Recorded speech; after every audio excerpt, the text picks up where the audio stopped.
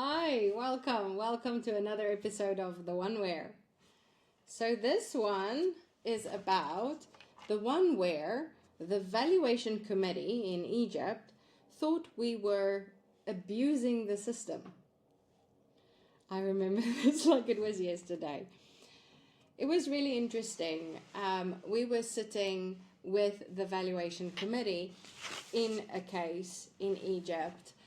And it was this very big room with a massive table. I mean massive, like 10 meters big. There was so many chairs there for me, my colleague, and then about 7 committee members was sitting there. And it was very interesting because as we were presenting the valuation case for the customer, we indicated how this case is applying the WTO legislation and how it, in this instance, the customer had a fallback valuation methodology after sequential application of the other valuation methods and evidence that they do not apply.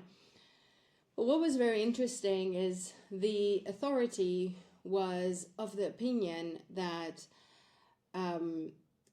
we are abusing their system, and that they felt they never wanted to sign the WTO agreement. They as well felt that they never wanted to sign the GATT agreement, and they got forced into it. And what became a very interesting discussion, we were there to negotiate the subject matter on merit. But what became apparent in this meeting was the customs authority was human. And that's the beauty of it, is these individuals felt they participated due to political reasons in something that they didn't want to, and they felt it was not serving them.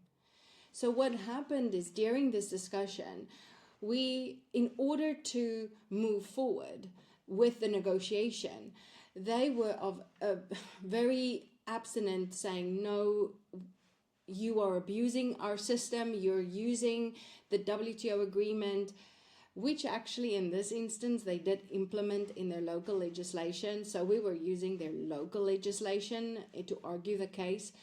But as humans, this valuation committee felt that they were trapped by their own legislation. And they felt that they had no options. They felt that they were pushed into a corner. And what was very interesting in this instance, we got to a place where they felt they do not want to make a decision. None of these 7 individuals wanted to make a decision. They felt they couldn't achieve quorum. And how quorum works in Egypt is all members of the valuation committee had to agree in order for the committee to agree. And what was happening is there was individuals in this committee that felt that this is not what they wanted. They never wanted to sign the WTO agreement, and they felt trapped, and they felt that their law is not in their best interest.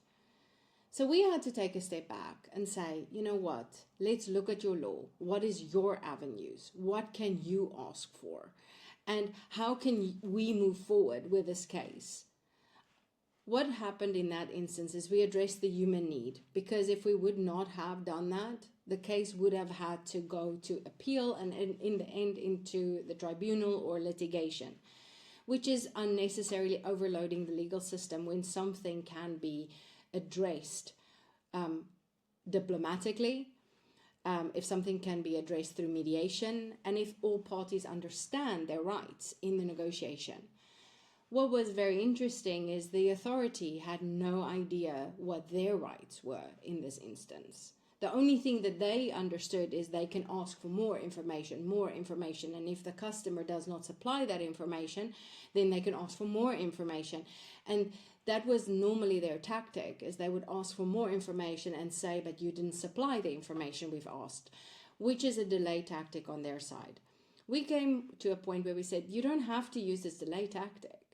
You can actually reach out to the WTO, you can reach out to other authorities, you can use the evidence in your database, meaning in your customs, and you have just as much information than we have in this case, and we can compare data.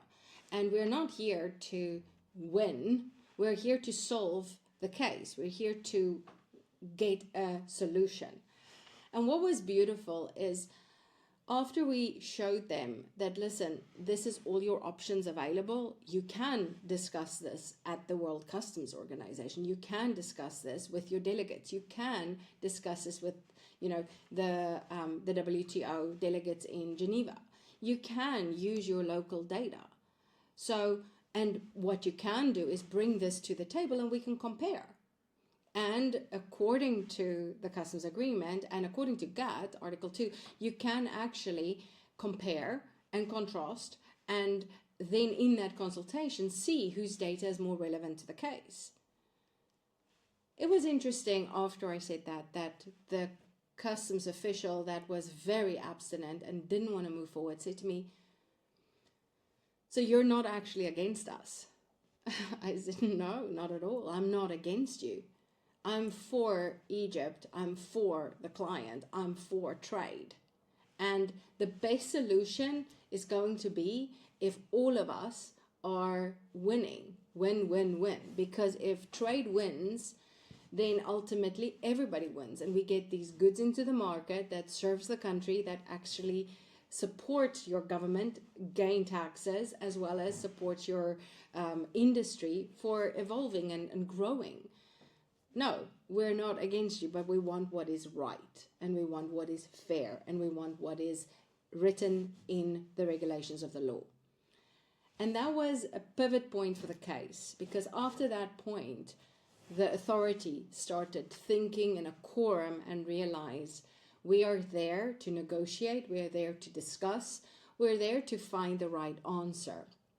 And they can ask the information, we can provide the information, we can ask for information, then they can provide information, and then we can move the case forward. And that is what happened when a customs authority, the one where the customs authority thought we were abusing the system. And in fact, it was just that they personally felt they didn't know what their options are. And once they knew that, they were able to bring a very humane and a legal and a compliant way to the negotiation. See you in the next chat. Bye-bye.